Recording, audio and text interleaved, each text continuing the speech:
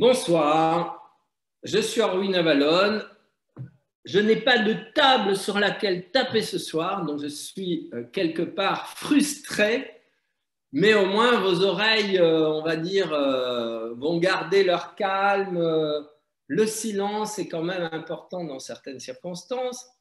Et alors ce soir, ah là là, il faut que je traduise en italien, et ce soir, on va dire que la question concerne la puissance du pardon.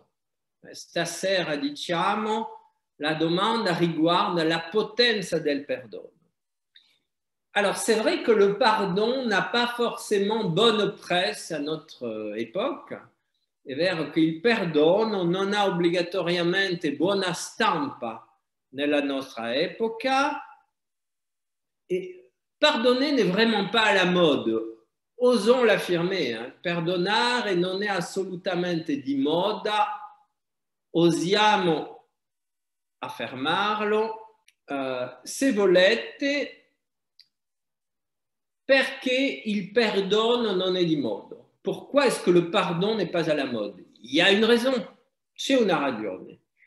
Eh bien, si vous voulez, parce que en chacun d'entre nous, il y a un élément qu'on appelle l'ego. In ogni di noi c'è un elemento che chiamiamo l'ego. Et s'il y a une chose que l'ego déteste complètement, c'est de faire acte d'umilité. C'è una cosa che l'ego odia al di là di tutto, et di fare prova di umilità. Et si vous voulez, le pardon, c'est un très haut niveau, implique un très haut niveau d'umilité.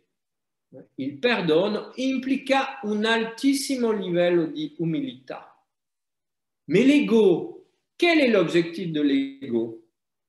Essere considéré, être le centre d'attention, montrer sa superiorité aux autres. Qual è lo scopo dell'ego? Essere considerato, essere un centro di attenzione, mostrare la superiorità verso gli altri. Et si vous voulez, vous comprenez à ce moment-là que le but de l'ego, c'est de dominer et d'exprimer sa superiorité. Lo scopo dell'ego è di dominare, esprimere la sua superiorità. Le but de l'ego, c'est d'intimider, de faire peur. Lo scopo dell'ego è di intimidare, di fare paura. Et le but de l'ego, c'est de manipuler les autres au niveau psychologique et au niveau énergétique. Lo scopo dell'ego è di manipolare gli altri a livello energetico e a livello psychologico. Et donc, dans ces mécanismes, la chose dont l'ego a le plus horreur, c'est de se remettre en question. In tutti questi meccanismi, una delle cose di quale l'ego ha più orrore, se si può dire, è di rimettersi in discussione. Donc, l'ego a une stratégie préétablie. L'ego a una strategia prestabilita et cette stratégie est très, très, très connectable à l'orgueil et à la vanité. E questa strategia è molto, diciamo, collegabile all'orgoglio e alla vanità, qui sont, on va dire, des qualités qui ont des différences très subtili. L'orgoglio e la vanità hanno delle differenze molto sottili.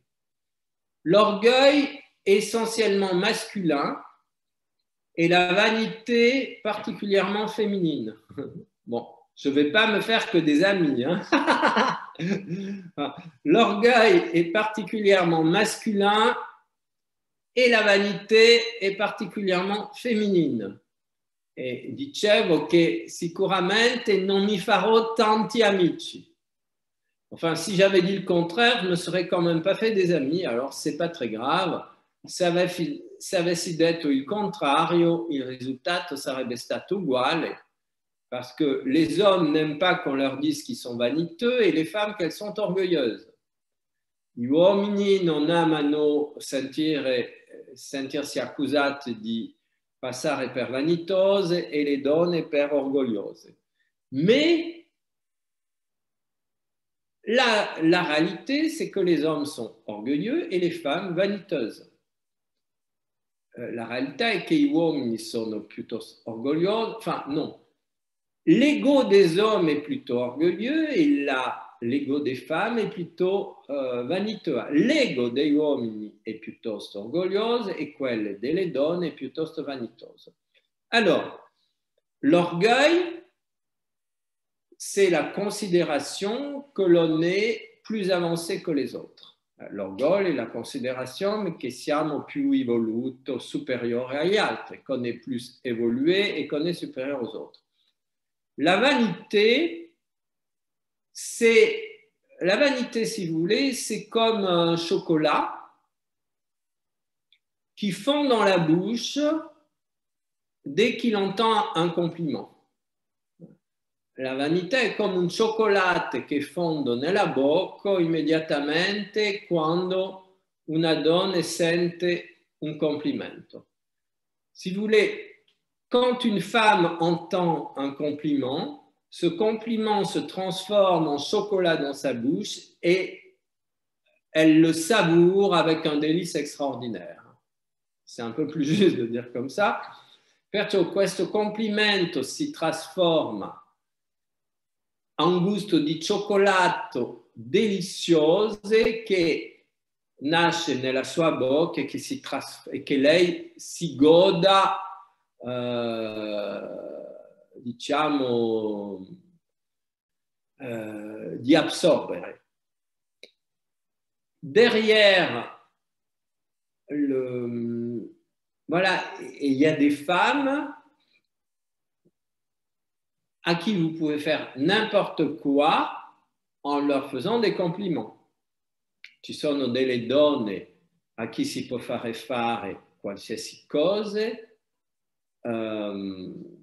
dando complimenti. Et par contre, l'orgueil n'a pas besoin de compliments, il a besoin de considération. L'orgoglio non ha bisogno di complimenti, ha bisogno di considerazione. Que les gens s'inclinent devant lui, che la gente si inclina davanti a sé. Alors, le pardon, c'est vraiment une qualité du moi supérieur. Et encore une fois, une qualité antithétique de l'ego. Il perdono è veramente una qualità dell'io superiore totalmente antitico del mécanisme de l'ego. C'est une raison pour laquelle, alors déjà le pardon figure à une place importante sur l'échelle infinie de l'amour. Il perdone figura a un posto, un livello importante sulla scala infinita dell'amore. Le pardon, c'est dissoudre toutes les mémoires de conflit envers une personne ou une situation. Il perdono consiste a dissolvere tutte le memorie di conflitto verso una persona o verso una situazione. Donc, si vous voulez, le pardon implique un travail fondamental d'effacement d'une mémoire de conflit dans notre passé. Perciò il perdono consiste a eradicare letteralmente una memoria di conflitto nel nostro passato. Et donc, c'est quelque chose de totalement fondamental parce que uniquement en soldant, on va dire, des comptes du passé, on peut partir sur des bases futures saines. Perché unicamente soldando i saldi del passato si può cominciare delle situazioni sane nel futuro. Donc, si vous voulez, l'axe passé-futur est absolument essentiel. L'asse passato-futuro est essentiel.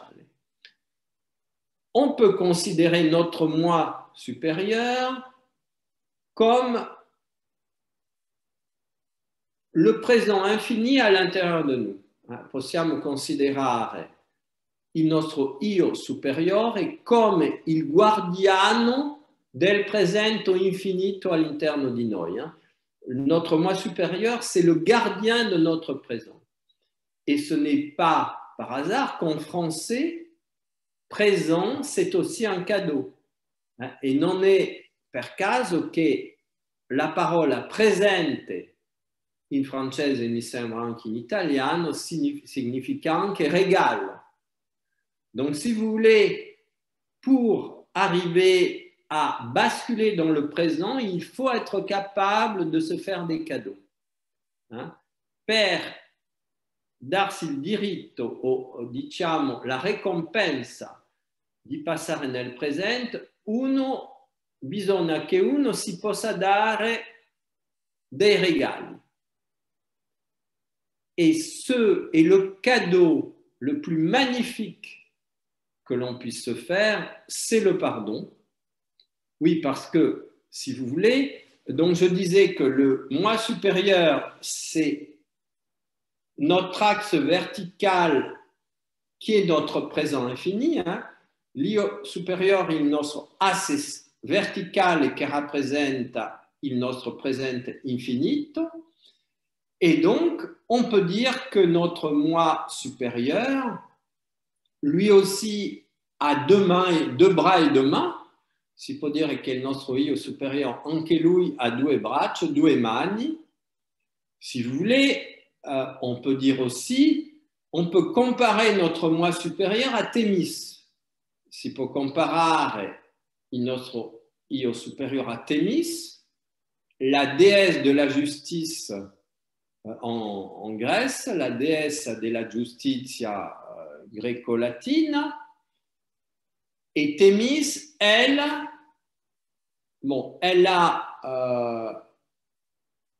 dans une main la balance, dans l'autre l'épée. Thémis ha in una mano la bilancia e nell'altro la spada.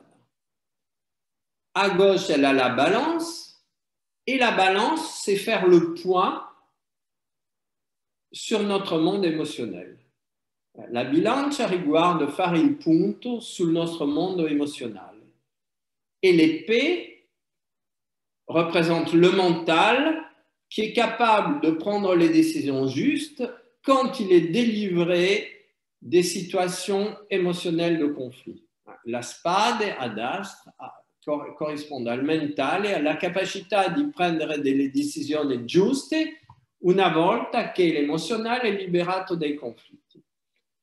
Et si vous voulez, on peut dire que Thémis aussi, qui représente la justice divine, elle aussi est représentée par le présent éternel. La giustizia divina è una rappresentazione dell'eternità, au contraire de la justice humaine qui, elle, on va dire, est reliée aux aléas des situations humaines aléatoires. Et si vous voulez, notre moi supérieur, le présent, ha donc ses deux bras, ses deux mains. Il nostro io superiore ha perciò questi due bracci, queste due mani che on peut comparer a Thémis, che possiamo comparare all'instrumento di Thémis. Et dans la main gauche, il a le passé, et dans la main droite, il a le futur. Nel mano sinistro ha il passato, nel mano destro ha il futuro. Et vous comprenez que nos deux mains nous servent à travailler sur le passé et le futur pour créer en permanence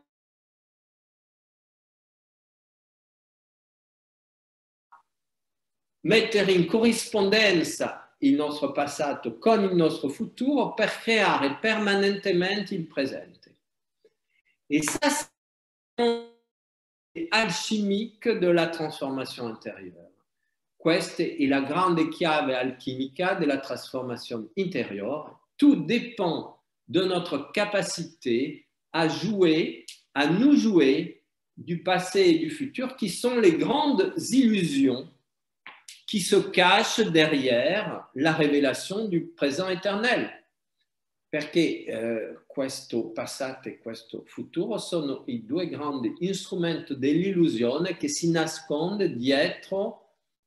Et ça, c'est très important parce que le présent est lié à l'éternité. Molto important. Le présent, c'est de nous qui est capable d'échapper au temps. Il presente è la parte di noi che è capace di scappare del tempo.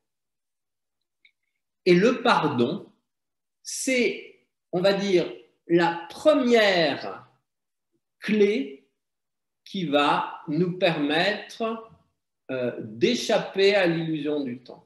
Il perdono è la prima chiave, la chiave fondamentale, la prima di tutte le chiavi che ci va a permettere di scappare della dittatura del tempo. Le pardon nous permet d'échapper à la dictature du temps.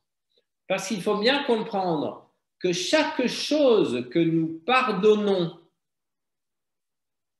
à une personne de notre passé nous permet de couper le lien que la rancune, la colère, l'incompréhension ou la tristesse avaient créé avec cette personne. Bisogna capire che il perdono ci va a permettere di tagliare il legame che mantiene il conflitto con una persona e perciò che ci imprisiona nel passato. Et si vous voulez, les gens ne veulent pas pardonner parce qu'en réalité, ils veulent continuer à maintenir l'échange, la communication avec les gens qu'ils détestent.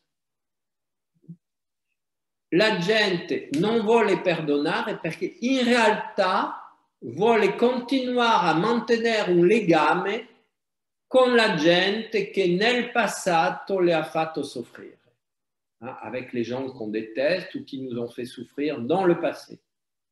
L'absence de pardon, c'est une stratégie pour maintenir le contact avec nos ennemis ou les personnes qui n'ont pas été à la hauteur de nos attentes. L'assenza di perdono è una strategia per mantenere il contatto con gli nemici o quelli che non hanno mantenuto, che non sono stati all'altezza delle nostre aspettative.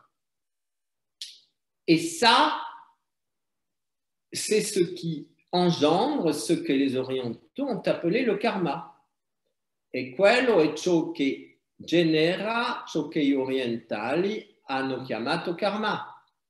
Donc, si vous voulez, le pardon est l'acte fondamental de dissolution du karma. Il perdono è l'acte fondamentale di dissoluzione del karma. Toutes les personnes à qui vous pardonnez sortent des liens intrapersonnels que vous avez passés avec elles. Tutte le persone a chi perdonate escono, diciamo, dell'interconnessione di tutte le di tutti i legami interpersonali che avete creato et passe, on va dire, d'un niveau interpersonnel à un niveau transpersonnel et passano da un livello interpersonnel à un livello transpersonnel. Et donc le pardon provoque un saut quantique de conscience dans notre propre existence, perciò il perdono va provocare un salto quantico di coscienza nella nostra propria esistenza parce que tout ce qui passe d'un niveau interpersonnel à un niveau transpersonnel, on va dire, révèle qu'un saut important de conscience s'est mis en place, perché il passaggio tra una relazione interpersonnelle à un livello transpersonnel, tout ce qui est transpersonnel, c'est ce qui est au-delà du personnel. Ciò che è transpersonnel et ciò che è al di là del personnel. Et ça, c'est le travail qui nous est demandé de faire avec tous les êtres et aussi avec toutes les situations. Parce que les situations non réglées sont des nœuds de notre passé qui nous accompagnent au présent et qui rendent impossible le basculement dans notre présent. E questo riguarda anche le situazioni del passato non risolte che si trasformano in nodi che ci portiamo nel presente ma che ci impediscono di entrare nella coscienza, nella consapevolezza del presente. Donc on va dire qu'il n'y a pas d'alchimie véritable sans pardon. Si può dire che non esiste l'alchimia vera senza perdono. Et j'insiste tout le temps sur l'importance primordiale de pardonner envers nos parents. E insisto sempre sull'importanza primordiale di perdonare verso i nostri genitori. Pourquoi? Perché? Parce que si vous voulez, nous avons la première chose que nous recevons au moment de la conception, c'est l'ADN de notre père et de notre mère. Perché nel momento del nostro concepimento il DNA del nostro padre et de la nostra madre. Et alors, tout ce que nous reprochons à nos parents, nostri genitori, on va dire, c'est notre propre ADN que nous attaquons. Et il nostro proprio DNA che attacchiamo.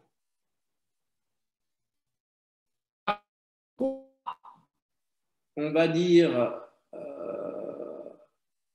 projeter de la rancune ou de la colère envers eux. Crediamo di proiettare rabbia o rancore verso di loro, mais c'est vers nous-mêmes que nous les projetons parce que nos parents sont en nous. Ma è verso noi stessi che le proiettiamo perché i nostri genitori sono dentro di noi. En réalité, tout est à l'intérieur de nous, rien n'est extérieur. In realtà, tutto all'interno di noi, niente è esteriore. Et alors, faire la paix avec soi-même n'a pas de prix. Fare la pace con se stesso non ha nessun prezzo. Et la base, le fondement de cette, on va dire, de ce mécanisme, c'est le pardon.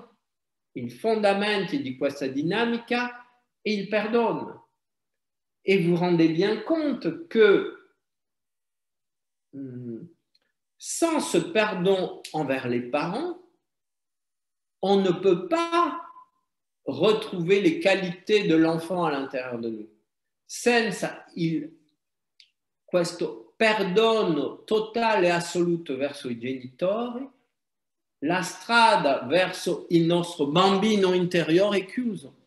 C'est le chemin vers la récupération de notre cœur d'enfant, de notre enfant intérieur, qui est bloqué, qui est fermé.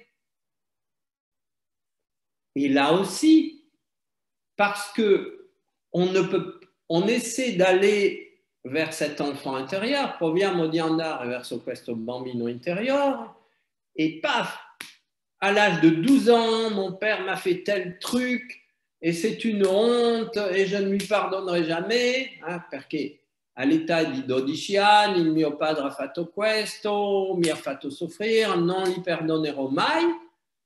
On ferme la porte vers notre enfant intérieur. Et à 10 ans, c'est ma mère qui a fait tel truc, et à 10 anni è la mia madre, et à 9 ans, c'est telle personne, et à 8 ans, c'est ma sœur.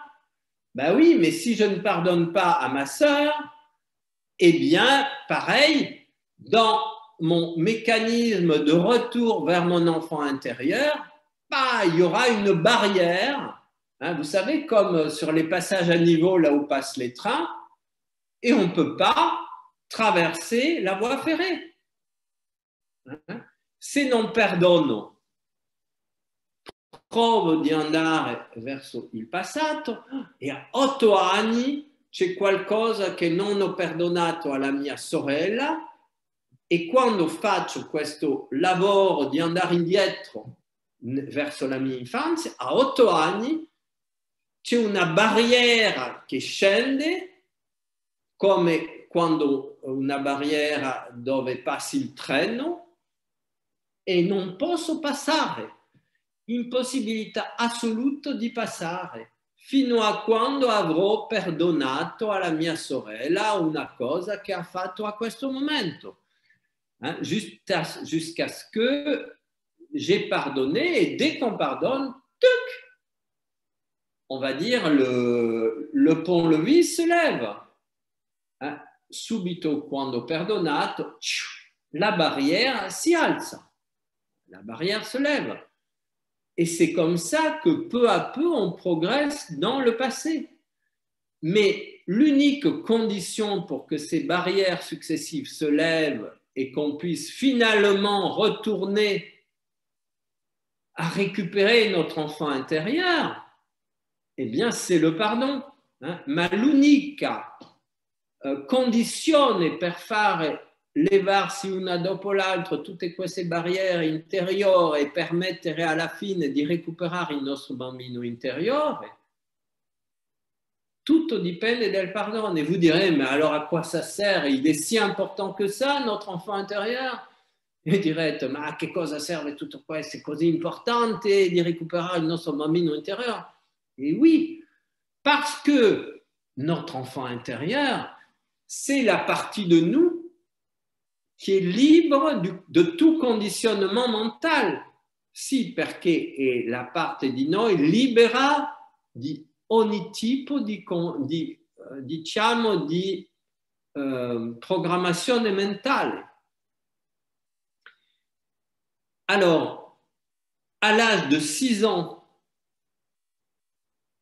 naît le mental. All'età di 6 anni appare il mentale. Entre 3 ans et 6 ans, on est dans une étape intermédiaire. Tra 3 e 6 anni siamo in una tappa intermédiaire. Mais entre 0 et 3 ans, il y a quelque chose fondamental, c'est que nous sommes sous le contrôle de la pensée magique. Ma fra 0 e 3 anni c'è qualcosa di fondamentale, che siamo sotto il controllo del pensiero magico. Et ça, c'est quelque chose qui n'a pas de prix à récupérer. Il pensiero magico non ha prezzo, è qualcosa di fondamentale da recuperare. Parce que, si vous voulez, la pensée magique de l'enfant, c'est ce qui nous permet de tout créer. Perché il pensiero magico del bambino è ciò che ci permette di creare tutto. C'est la dynamique de créativité la plus super puissante qui puisse exister.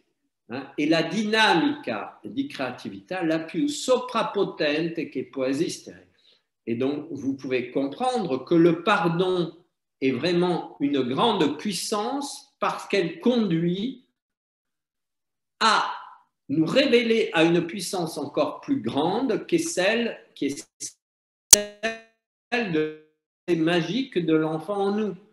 Perciò ho capito che il perdono è veramente una potenza straordinaria, perché è quella che conduce a recuperare una potenza ancora più grande, che è quello del pensiero magico del bambino che abbiamo dentro. Cette pensée magique, c'est l'imagination, c'est l'intuition, c'est la capacité de communiquer avec les autres mondes. Questo pensiero magico è la creatività, l'intuizione, la capacità di comunicare con gli altri mondi et la capacité de récupérer les mémoires, toutes les mémoires de toute la création, de tous les mondes. Et la capacité di recuperare tutte le memorie di tutte rien que l'être humain accumule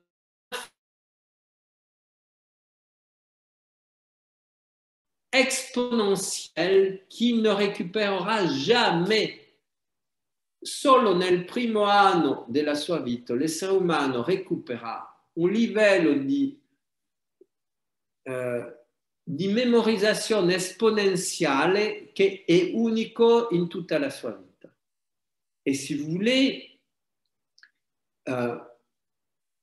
c'est cette capacité de récupérer notre pensée magique de l'enfant qui va nous permettre d'accéder à la cronica akashique. E questa capacità di accedere al pensiero magico del bambino che ci permette di accedere alla cronica akashica.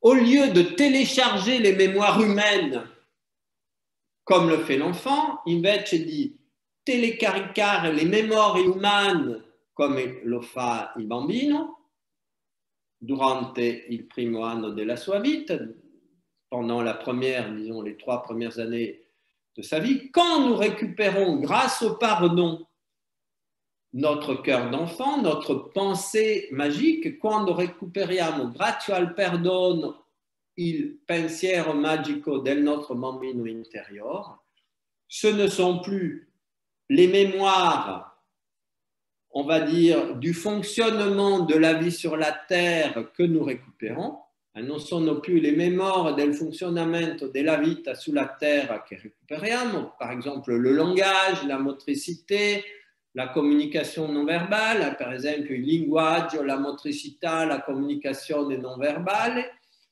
C'est vraiment la capacité de récupérer les mémoires de l'univers. Et là, recuperiamo la capacità di recuperare le memorie de l'univers. Et donc, on franchit un palier géant dans notre faculté d'utiliser la mémoire. Et perciò, diciamo, è un salto di qualità gigantissimo nella nostra capacità di recuperare le memorie. Et c'est une des stratégie pour atteindre le saut quantique. È una delle strategie per raggiungere il salto quantico, che dans ce cas-là, c'est un saut quantique de récupération des mémoires, che in questo caso è un salto quantico di recupération delle memorie. Mais vous comprenez que quand vous arrivez à récupérer les mémoires de votre système solaire, vous n'êtes plus uniquement un être humain terrestre, ma quando potete recuperare le memorie del vostro sistema solare, non siete più unicamente un essere umano planétaire. Et imaginez que vous puissiez récupérer les mémoires galactiques. Vous récupérez vos mémoires galactiques, donc vous récupérez votre essence galactique, pas seulement les mémoires. se recuperate le vostre memorie galattiche, recuperate le vostre essenze galattiche. Et ça, c'est un saut quantique vertigineux, et quoi, c'est un salto quantico vertiginoso. Voilà, donc le pardon ouvre la porte à un saut quantique de conscience, je veux dire, ouvre des portes d'évolution vertigineuse à l'intérieur de nous. Il pardonne, apre delle porte di evoluzione vertiginose all'interno di noi. Et quand on mesure tous les avantages qu'on a à le faire, e quando misuriamo tutti i vantaggi che abbiamo a farlo, c'est vrai que le petit effort que pardonner représente devient complètement ridicule. Il piccolo sforzo che perdonare ci richiede diventa realmente ridicolo, et donc ça rend beaucoup plus facile le fait de pardonner, rende molto più facile il fatto di riuscire a farlo. Voilà, et donc vraiment, je vous invite toutes,